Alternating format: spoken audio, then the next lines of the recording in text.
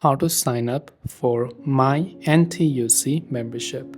If you want to sign up for MyNTUC membership, it's actually quite very simple to do so.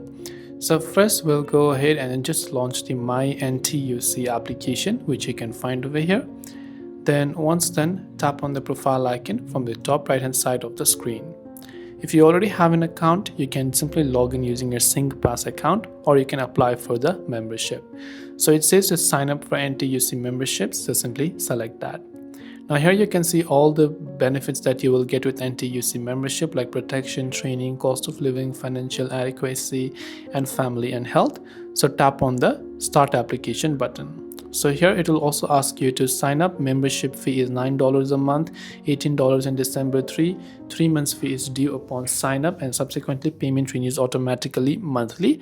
And NTUC membership is applicable to persons 16 years of age and above. So tap on the apply with my info if you have got my info, or you can also choose to apply manually. It will give you an application form where you can enter your NRIC or FIN number, name as per NRIC or passport, name to print on the card, date of birth, gender, mobile number, residence, email, race, marital status, education level, and save and continue.